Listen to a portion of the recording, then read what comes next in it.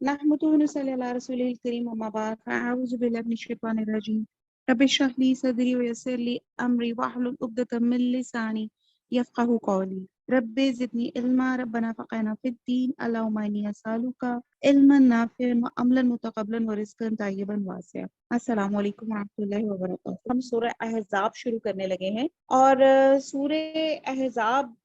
जो है शुरू करने से पहले चलें शुरू करते हैं। अऊज़ु बिल्लाहि मिनश शैतानिर रजीम बिस्मिल्लाहिर रहमानिर रहीम या अय्युहन नबिय्यु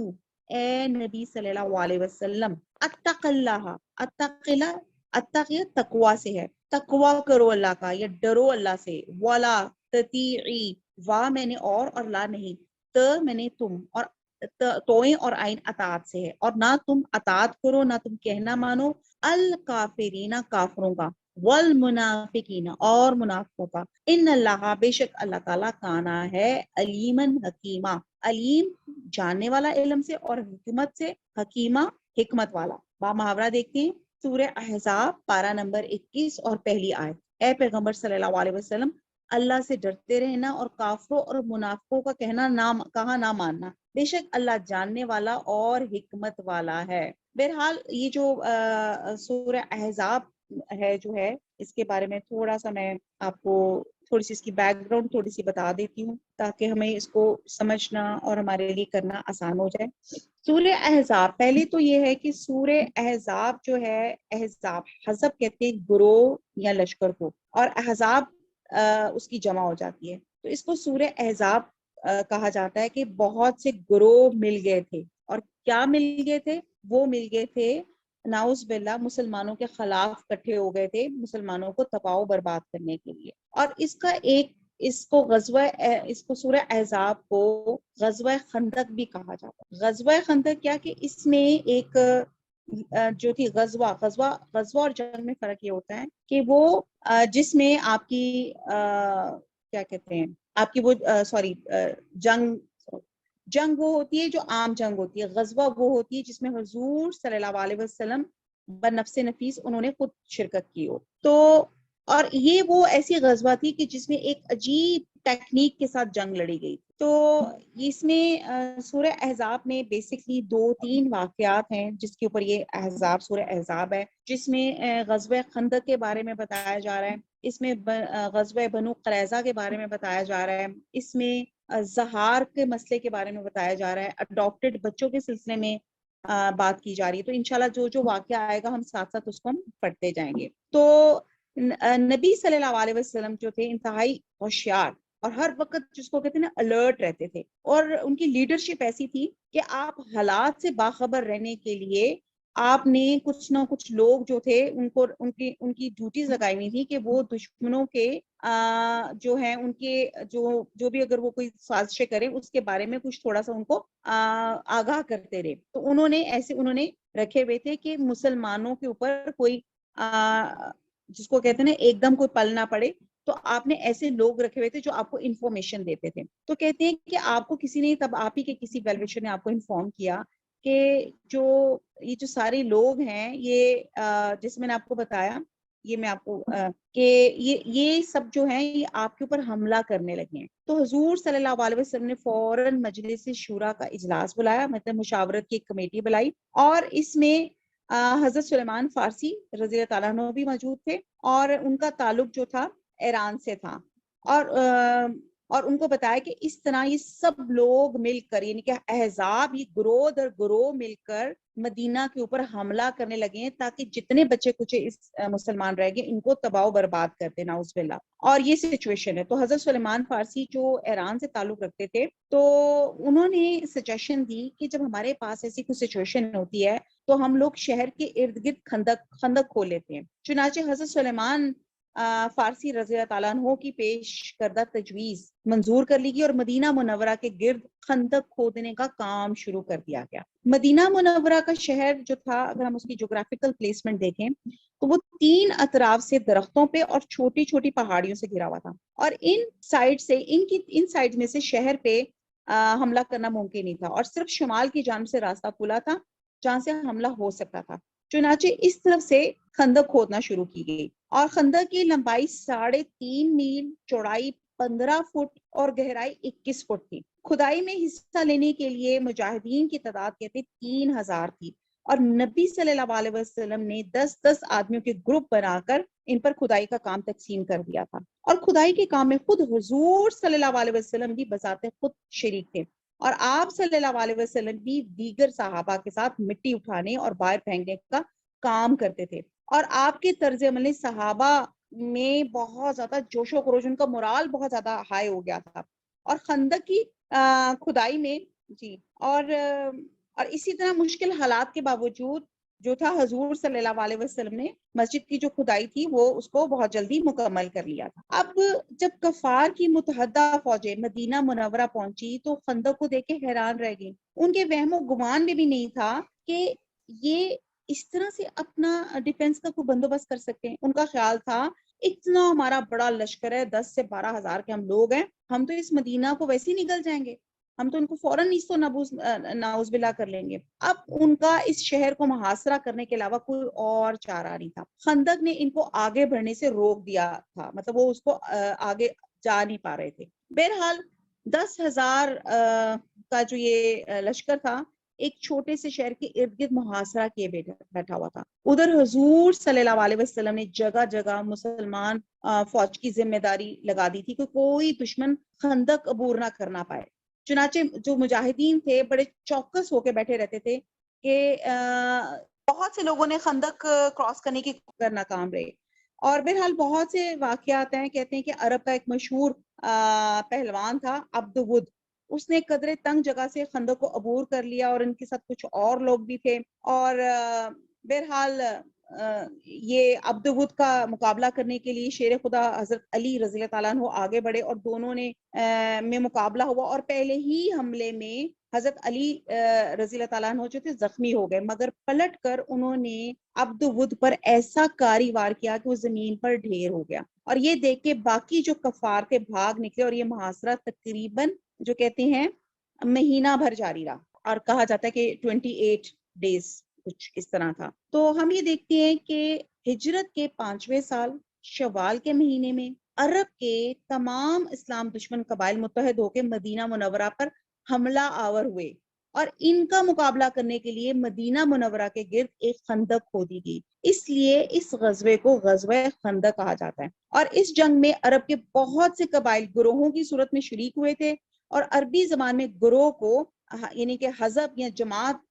حزب کا لفظ بولا جاتا تھا، اور حزب کی جمع احزاب ہے، اس لیے اسے غزوہ احزاب بھی کہا جاتا ہے۔ اب ہم دیکھتے ہیں کہ 2-3 اس کے ریزن تھے کہ غزوہ خندق کے اسباب کیا تھے، ریزنز کیا تھے۔ سب سے پہلا جو سبب یہ تھا کہ مدینہ منورہ کی یہودی قبائل اپنی بد عہدی پہ انہوں نے مطلب معاہدے کی خلاف ورزی کی تھی، اور جس کی وجہ سے انہیں مدینہ منورہ سے جلا وطن کر دیا گیا تھا، اور انہیں اس بات کا بڑا ہی رنج تھا، بڑا ہی دکھ تھا، اور چنانچہ ان کے ایک وفد جو تھا مکہ پہنچا اور قریش کو مدینے پہ حملے کے لیے آمادہ کیا، اور پھر یہ لوگ عرب کے دیگر قبائل کے پاس گئے اور انہیں بھی متحد کر کے مدینہ پہ حملہ کرنے کی تیاری کی۔ تو پہلا سب سے بڑا سبب یہ تھا کہ یہودیوں کو جو مدینہ سے جلا وطن کیا گیا تھا، انہوں نے غصے میں اور انتقاماً یہ گروہ جو تھے، حزب جو تھی، ان کو جمع کیا، متحد کیا مسلمانوں پہ حملہ کرنے کے لیے۔ دوسری اس کا جو موسٹلی ریزن اسکالرز کہتے ہیں کہ قریش کو جو احد میں ایک جزوی فتح حاصل ہوئی تھی، اور اس سے انہوں نے دیکھا کہ اسلام کی تبلیغ میں کوئی رکاوٹ نہیں بنی، اور بہت سی اور چیزیں بھی مسلمانوں کے قبضے میں آ گئی تھیں، تو یہ دیکھ کر جو قریش جو تھے ان کی نیندیں حرام ہو گئی تھیں، اور وہ اس فکر میں تھے کہ کسی نہ کسی طرح اس ابھرتی ہوئی قوت کو مٹا دیا جائے، ختم کر دیا جائے۔ تو اس کے لیے بھی وہ کہہ رہے تھے کہ ہم اکٹھے ہو کے مسلمانوں کی قوت کو ختم کرتے ہیں، کہیں ایسا نہ ہو کہ اسلام ایک مذہب بن کر ابھر آئے اور پھر لوگ ہمارے مذہب کو نہ پوچھیں۔ اچھا، تیسرا اس کا جو اسپیکٹ تھا وہ مانیٹری ویلیو تھی کہ قریش کو اپنی تجارت بھی خطرے میں نظر آ رہی تھی، اس لیے وہ ایک فیصلہ کن جنگ چاہ رہے تھے، اور یہودیوں کی پیشکش نے ان کے لیے اس جنگ کا فیصلہ کرنا ان کے لیے آسان ہو گیا، یعنی کہ اب وہ یہ بھی ان کو سمجھ آ رہی تھی۔ اور چلیں یہ بھی آگے پڑھتے ہیں اور پھر ساتھ ساتھ دیکھتے ہیں۔ یہ تو میں نے آپ کو صرف غزوہ احزاب کا جو تھا نا بیک گراؤنڈ آپ کو بتایا۔ سورہ احزاب کا ہم نے بیک گراؤنڈ پڑھا، اور اس میں اب ہم پہلی آیت پر ہیں، پارہ نمبر 21 ہے، سورہ احزاب ہے، اور اس میں ہم نے پڑھا کہ اگرچہ اس سورت کا اکثر حصہ غزوہ احزاب یعنی کہ 5 ہجری کے بعد نازل ہوا. تاہم جو ابتدائی آیات ہیں جنگ احزاب سے بہت پہلے کی ہیں. مکہ میں تو آپ صلی اللہ علیہ وسلم کے اور مسلمان کے دشمن صرف قریش مکہ تھے، مگر مدینہ جانے کے بعد مدینہ کے یہود، مشرکین، منافقین سب آپ کے دشمن بن گئے. یعنی کہ آپ دیکھیں کہ پہلے ہی آیت میں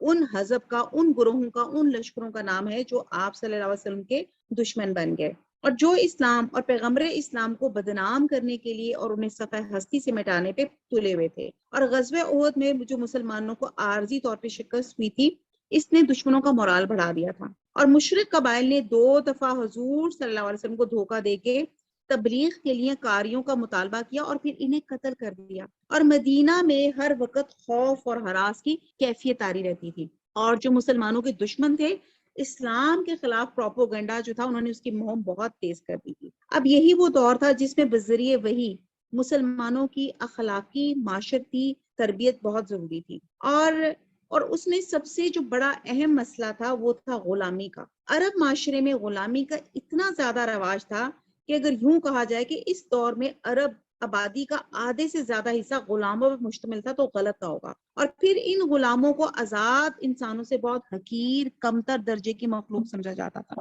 اور اسلام اس سلسلے میں بہت سی اصطلاحات جو ہے بہت سی جو ایکٹس کرنا چاہ رہا تھا. تو اس سلسلے کی کڑی تھی، یعنی کہ جو پہلی آیت ہے اس کی تفسیر میں، اس کے بیک گراؤنڈ میں میں آپ کو بات بتانا چاہ رہی ہوں کہ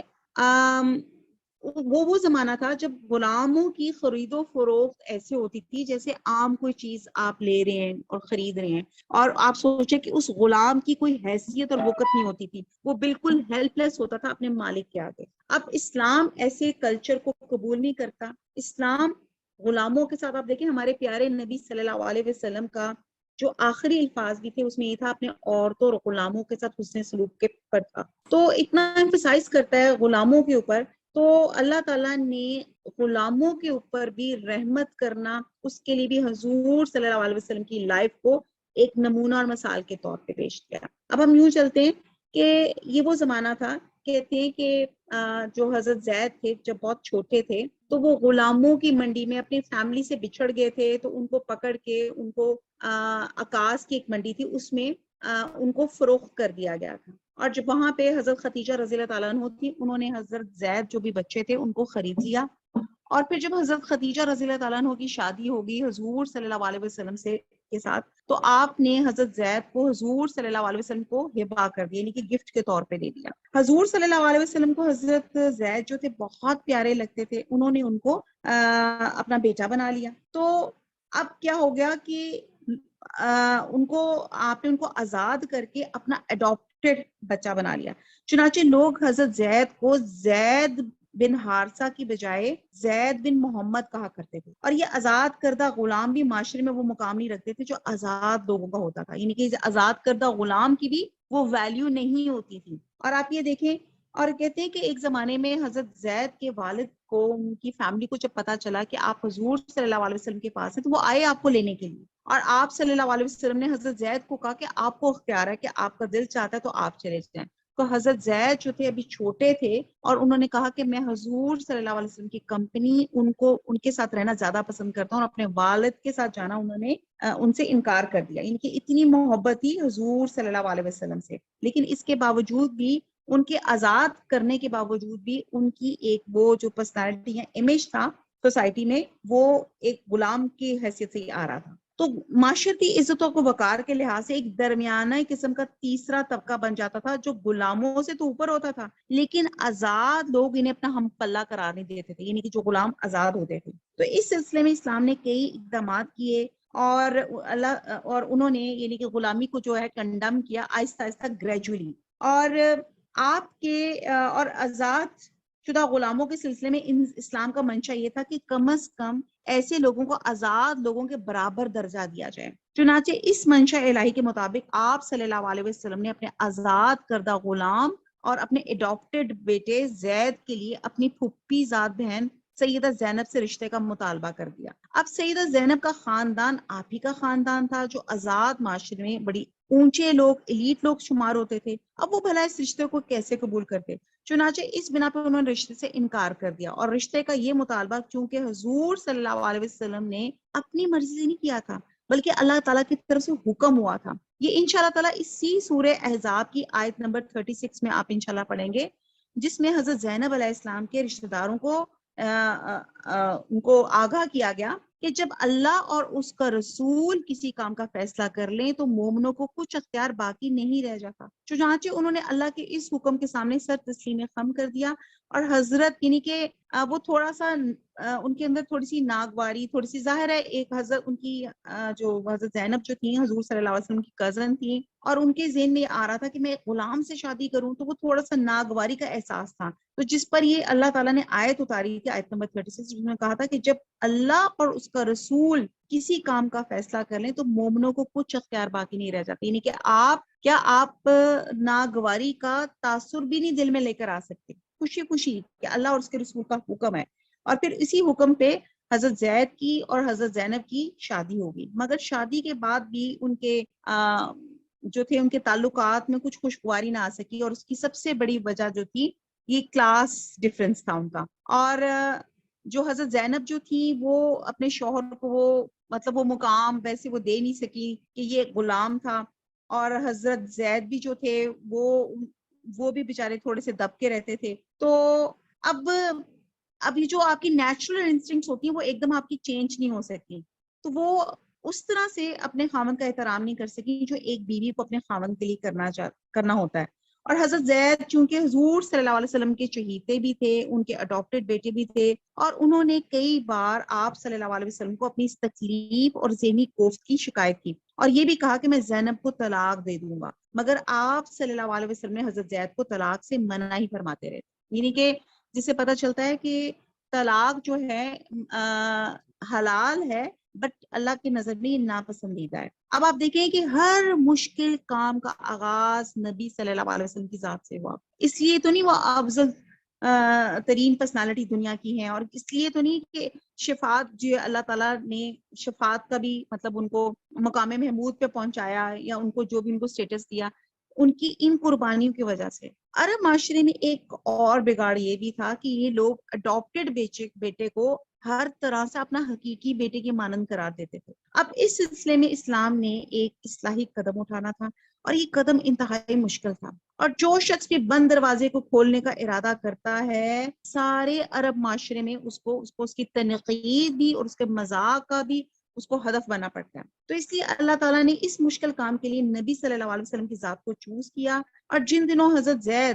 زینب کو طلاق دینے کا سوچ رہے تھے، انہی دنوں میں اسی دور میں آپ صلی اللہ علیہ وسلم کو اللہ تعالیٰ کی طرف سے اشارہ مل چکا تھا کہ اب حضرت زینب آپ صلی اللہ علیہ وسلم سے نکاح کیا جائے گا۔ اب اس اشارے میں دو مصلحتیں تھیں۔ نمبر ایک کہ حضرت زینب نے جس نے اپنی طبیعت میں ناگواری کے باوجود اللہ کے حکم کے آگے سر تسلیم خم کیا تھا، تو اللہ سبحانہ تعالیٰ چاہتے تھے کہ انہوں نے جو اللہ کی اطاعت کی تھی اس کے صلے میں آپ صلی اللہ علیہ وسلم سے نکاح کر کے ان کی دل جوئی کی جائے۔ اور دوسرا پوائنٹ یہ تھا کہ معاشرے میں اس غلط نظریے کا قلع کما کیا جائے کہ اڈاپٹڈ چائلڈ متنبع ہر لحاظ سے حقیقی بیٹے کی طرح ہوتا ہے۔ تو یہ ایک بیک گراؤنڈ تھا جو پہلی آیت ہم نے سورہ احزاب کی پڑھی۔ ہر آیت بہرحال اتنی لمبی نہیں ہوگی، لیکن یہ بیک گراؤنڈ بتانی بہت ضروری تھی کہ جب آپ صلی اللہ علیہ وسلم کو وحی سے حضرت زینب سے نکاح کا اشارہ ملا تو آپ صلی اللہ علیہ وسلم کے سامنے بڑے خطرات نظر آ گئے۔ کیا تھے؟ سب سے زیادہ یہی تھا کہ لوگ کہیں گے او ہو ذرا دیکھو تو صحیح، یہ اس نبی نے تو اپنی بہو سے نکاح کر لیا، حالانکہ خود ہی بہو سے نکاح کرنا حرام بتاتے ہیں۔ تو ان کو اس طرح کی کرٹیسزم کا ان کو بہت زیادہ یہ تھا کہ میں کس طرح کرٹیسزم سہوں گا، اور دوسری ان کو خود بھی شرم آ رہی تھی کہ میں اپنی بہو سے شادی کروں گا، اور اس وجہ سے آپ بار بار حضرت زید کو طلاق دینے سے روکتے رہتے تھے۔ تو اس پس منظر میں اس سورت کی ابتدائی آیات نازل ہوئی، اللہ تعالیٰ نے براہ راست حضور صلی اللہ علیہ وسلم کو خطاب کرتے ہوئے فرمایا کہ تمہیں ان کافروں اور منافقوں سے ڈرنے کی ضرورت نہیں، نہ ان کی باتوں پہ کان دھرنے کی ہے، ڈرنے کی ذات صرف اللہ کی ذات ہے، صرف اسی سے ڈرو، اسی کی وحی کی اطاعت کرو، اللہ اپنے احکامات کو خوب جانتا ہے کہ وہ کیوں ایسا حکم دے رہا ہے، اور جو لوگ اس نکاح کے رد عمل میں شور مچا رہے ہیں اللہ تعالیٰ ان سے پوری طرح باخبر ہے۔ تو دس از آپ کی پہلی آیت جو ہے اس کی تفسیر ہے سورہ احزاب کی۔ کہ اے پیغمبر صلی اللہ علیہ وسلم اللہ سے ڈرتے رہنا اور کافروں اور منافقوں کا کہنا نہ ماننا. کیا کہہ رہے تھے کافر اور منافق؟ کہ یہ نبی جو ہے اپنی بہو سے نکاح کر رہا ہے اور جو غلط کرٹیسزم کر رہے تھے. بے شک اللہ جانتا اور حکمت والا، یعنی کہ اللہ جانتا ہے کہ اس نکاح میں کیا مصلحت تھی اور کیا حقیقتیں تھیں. جیسے میں نے آپ کو فی الحال 2 بتائیں کہ اللہ سبحانہ تعالیٰ حضرت زینب کو ان کی فرما برداری پہ جو انہوں نے اللہ کے حکم سے نکاح کیا تھا حضرت زید سے، ان کا انعام دینا چاہ رہے تھے. ان کے انعام میں حضور صلی اللہ علیہ وسلم ان کو ان کے عقد میں کرنا چاہ رہے تھے. اور پھر یہ معاشرے میں جو رسم تھی کہ منہ بولا بیٹا، جس سے پتہ چلتا ہے کہ جو بیٹا ہوتا ہے وہ آپ کا اپنا بیٹا ہوتا ہے. تو بہرحال آگے چلتی ہے، دوسری آیت ہے وَاتَّبِی، وا میں نے اور اتبی یعنی کہ اتباع سے ہے، فرما برداری سے ہے، پیروی کرنے سے ہے، اطاعت کرنے سے ہے. اور پیروی کرو ماں جو یوہا وہی سے ہے جو وہی کی جاتی ہے، الیکا تمہاری طرف میں، ربکا تمہارے رب کی طرف سے. ان اللہ بے شک اللہ تعالیٰ کانا ہے، بما ساتھ اس کے جو تعملون تم عمل کرتے ہو، خبیرہ خبردار. با محاورہ دیکھتے ہیں. اور جو کتاب تم کو تمہارے پروردگار کی طرف سے وحی کی جاتی ہے اس کی پیروی کیے جانا، بے شک اللہ تمہارے سب عملوں سے خبردار ہے. یعنی کہ یہاں پہ اللہ سبحانہ تعالیٰ جب آپ صلی اللہ علیہ وسلم کو وہی سے حضرت زینب سے نکاح کا اشارہ ملا تو آپ صلی اللہ علیہ وسلم کے سامنے سارے خطرات آ گئے، سارے خدشات آ گئے کہ اب دشمن آپ کو تو تانا دیں گے. اور ان تانوں پہ ڈر کر آپ نے کہا جا رہا ہے کہ آپ نے تانوں سے نہیں ڈرنا کیونکہ اللہ تعالیٰ نے وہی کی ہے، اور اللہ تعالیٰ جانتے ہیں کہ آپ نے یہ کام کس گڈ فیتھ سے کیے ہیں، اللہ کی اطاعت میں کیے ہیں، اللہ کی وحی کو نبھانے کے لیے کیے ہیں. اور آیت نمبر 3 ہے وہ توکل، اور توکل کریں، بھروسہ کریں اللہ اللہ پہ، وقفا اور کافی ہے، باللہ اللہ وکیلا کارساز. یہ جو پہلے 3 جو 1 سے لے کے 3 آیات ہیں نا، اس میں اسی واقعے کا ذکر ہے کہ اللہ پہ بھروسہ رکھیں اور اللہ ہی کارساز ہے. آیت نمبر 1 سے 3 جو ہے حضرت ابن عباس سے روایت ہے کہ ہجرت کے بعد کفار مکہ میں سے ولید بن مغیرہ وغیرہ مدینہ طیبہ آئے اور حضور صلی اللہ علیہ وسلم کے سامنے پیشکش کی کہ اگر آپ اپنے دین کی دعوت دینا چھوڑ دیں اور ہمارا دین اختیار کر لیں تو ہم آپ کی مخالفت چھوڑ دیں گے اور قریش کا آدھا مال آپ کو دے دیں گے. اور مدینہ کا یہودیوں اور منافقوں نے حضور صلی اللہ علیہ وسلم کو قتل کی دھمکی دی اور سازشیں شروع کر دی. اللہ نے حضور صلی اللہ علیہ وسلم کو فرمایا کہ کافروں اور منافقوں کا کہنا نہ ماننا، اللہ پہ بھروسہ کرو، اللہ کی وحی کے مطابق اللہ کے احکام لوگوں تک پہنچاتے رہو، اللہ آپ کا بہترین کارساز. یعنی کہ اللہ تعالیٰ نے ان کو مدد اور حفاظت کا اللہ تعالیٰ نے ان کے ساتھ کہا کہ آپ کے جتنے بھی دشمن آپ کے خلاف بناتے ہیں یا الزام دیتے ہیں، آپ کا کام کیا ہے؟ اللہ کی وحی کا حکم بجا لاؤ، اللہ پہ بھروسہ رکھو. ان دشمنوں سے نپٹنا، یہ ان کی سازشوں اور چالوں کو ناکام کرنا، یہ اللہ کا کام ہے. اللہ بہترین کارساز ہے. تو ہمیں یہی سوچنا چاہیے. اس میں ہمیں عملی سبق کیا ملتا ہے کہ سم ٹائم ہم جب فیملیز میں ہوتے ہیں، ہم لوگوں کی باتوں سے ہمارے دل چھوٹے ہو جاتے ہیں، لوگ ہمارے خلاف سازشیں کرتے ہیں، لوگ ہمارے پیٹھ پیچھے 10 باتیں کرتے ہیں، ہماری غیبتیں کرتے ہیں، چغلیاں کرتے ہیں، یا کوئی بات ایگزیجریٹ کر کے کوئی چیز بتائی جاتی ہے. جتنی مرضی سازشیں کریں، ہمیں ان آیات میں سبق کیا مل رہا ہے کہ ہمیں یہ ہونا چاہیے کہ اللہ تعالیٰ کارساز ہے، ہمیں اللہ پہ بھروسہ کرنا چاہیے. وہ جتنی سازشیں کر لیں، ہمارا اگر نیت صاف ہے، ہمارا خلوص ہے، تو اللہ تعالیٰ ہمارے ساتھ ہیں. اور یہی بات ان کو بھی حضور صلی اللہ علیہ وسلم کو بھی تسلی دی جا رہی ہے، اور یہی بات ہمیں بھی تسلی دی جا رہی ہے. ان کو کرنے دیں جو بھی سازشیں کر رہے ہیں. اس کے لیے میں چھوٹی سی ایک بات یہ کروں گی کہ ایک میری فیوریٹ حدیث کا مفہوم ہے، اور میں اکثر کہتی ہوں کہ ایک دفعہ حضور صلی اللہ علیہ وسلم بیٹھے ہوئے تھے تو انہوں نے پوچھا کہ یہ امت کا مفلس کون ہے؟ امت کا مفلس جب آپ نے پوچھا تو صحابہ کرام نے جواب دیا کہ وہ ہوگا جس کے پاس درہم یا دینار نہیں ہوگا. تو آپ صلی اللہ علیہ وسلم نے فرمایا کہ امت کا مفلس وہ ہوگا جو قیامت کے دن ڈھیروں نیکیاں لے کر آئے گا، نیکیوں کے پہاڑ. آپ دیکھتے ہیں کہ ماشاءاللہ کچھ لوگوں کو آپ دورے قرآن میں رمضان میں بلائیں یا کچھ اور، نہیں جی میں نے تو قرآن پڑھنا ہے. اس نے بندے نے ڈھیروں قرآن پڑھے ہوں گے، ڈھیروں نیکیاں کی ہوں گی، بہت سی چیریٹیز کی ہوں گی، اور ڈھیروں جس کو کہتے ہیں نا پہاڑوں کے پہاڑ نیکیوں کے لے کے بندہ ایک پراؤڈ کھڑا ہوگا کہ جی میرا ڈے آف اکاؤنٹیبلٹی شروع ہو رہا ہے اور میں نے تو بڑا حساب دینا ہے اور میرے تو پاس تو نیکیوں کے پہاڑ لگے ہوئے. لیکن جب وہ اللہ تعالیٰ کے سامنے آئے گا تو اس کا اخلاق جیسے ہم نے پہلے پڑھا ہے کہ اخلاق سب سے بھاری ہوتا ہے، اور پورے قرآن میں موضوع انسان ہے، اور انسان کے ساتھ ظلم کرے وہ اللہ تعالیٰ کو اللہ تعالیٰ کہیں بھی اس کی معافی نہیں دیتے جب تک ریلیٹڈ پرسن اس کو معاف نہ کرے۔ اب وہ پتہ چلے گا اس بندے نے کسی کا ظلم کیا، کسی کی غیبت کی، کسی کے ساتھ دھوکہ دیا، تو اس کی نیکیاں اٹھا کر اس کو دے دی جائیں گی، سمجھ آیا؟ اب آخر میں کیا ہوگا، وہ بیچارہ حیران پریشان پڑا ہوا ہے، فلانا بندہ ہے جی، اس بندے نے میرے ساتھ یہ سلوک کیا، یہ میرے ساتھ ٹھیک نہیں تھا، میرے ساتھ ناپ تول میں کمی کر لی، میرے ساتھ بزنس لنکس میں کر لی، میرے ساتھ کسی بھی میں دھوکہ دے گی، تو وہ آخر کار کیا ہوگا، اس کی تمام نیکیوں کے پہاڑ ختم ہو جائیں گے، وہ تہی دامن ہو جائے گا، اب وہ بالکل خالی ہے۔ پھر پتہ چلے گا پھر کچھ اور لوگ آئے، کیونکہ وہ بندہ اخلاق میں اچھا نہیں، حقوق العباد میں اچھا نہیں، پھر کیا ہوگا، پھر کچھ اور بندے آ جائیں گے اور کہیں گے نہیں جی، اس بندے نے تو یہ ہمارے ساتھ ظلم کیا ہے۔ اب نیکیاں ختم ہو گئی، اب کہیں گے نیکیاں تو ختم ہو گئی، اب کیا دیا جائے؟ تو پھر اللہ سبحانہ تعالیٰ کیا کریں گے کہ جن لوگوں نے حق لینا ہوگا نا، جن کے اوپر ظلم کیا جائے گا، ان کی برائیاں ٹریول کر کے نیکی کرنے والے کے اکاؤنٹ میں چلی جائے گی۔ امیجن کریں اس سے زیادہ مفلس پن کیا ہوگا، کہ جیسے آپ گراف میں، اگر آپ نے میتھس میں دیکھا ہو کہ آپ پلس ہوتے ہوتے مائنس اور مائنس ہوتے جا رہے ہیں، تو آپ یہ دیکھیں کہ جن جن لوگوں کا حق مارا ہے، نیکیاں بھی ڈسٹریبیوٹ کر دی، حق لوگوں کا ختم نہیں ہوا، تو اب کیا ہو رہی ہے کہ وہ ان کے گناہ آپ کے اکاؤنٹ میں ڈپازٹ ہو رہے ہیں۔ آپ دنیا میں کوئی آپ کو کہ اپنی نیکی مجھے تو آپ کہیں گے لو، کبھی بھی نہیں، اور خاص طور پہ شریکوں کو نیور ایور، میں تو کبھی بھی نہ دوں۔ تو یہاں پہ آپ دیکھیں کہ یہاں دنیا میں یہ رویہ ہے، اور وہاں پہ آپ کا اختیار ہی نہیں ہوگا، اور آپ اپنی نیکیوں سے بھی ہاتھ دھو بیٹھیں گے، اور دوسروں کی برائیاں یا نیکیاں بھی آپ کے اکاؤنٹ میں ٹریول کر کے آ جائے، برائیاں جس کو آپ کہتے ہیں، نیکیاں نہیں برائیاں۔ تو آپ یہ دیکھیں کہ انسان پھر وہ مفلس ہوا کہ نہیں۔ تو یہاں پہ وہی بات ہے کہ جب آج آپ کے دور میں ہمیں سب کو بڑا مسئلہ ہوتا ہے، میرے خلاف بڑی سازش چل رہی ہے، مجھے پتہ نہیں یہ ہو رہا ہے، آپ چھوڑ دیں، ریلیکس ہو جائیں کہ اللہ میرا کار ساز ہے، وَكَفَى بِاللَّهِ وَكِيلًا،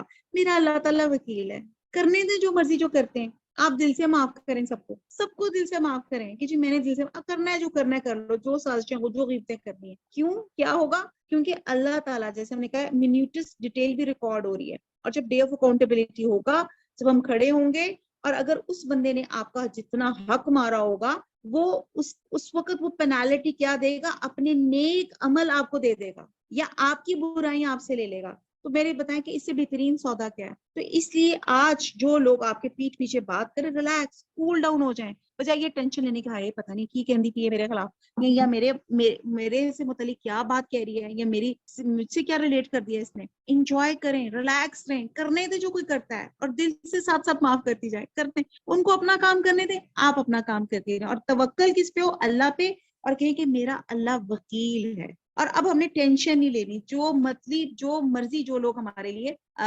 کسی بھی طرح کا پلاٹ سین کریٹ کریں۔ وما علینا الا البلاغ، سبحانک اللہم وبحمدک، نشہد لا الہ الا انت، نستغفرک ونتوب الیک۔ والسلام علیکم ورحمۃ اللہ وبرکاتہ۔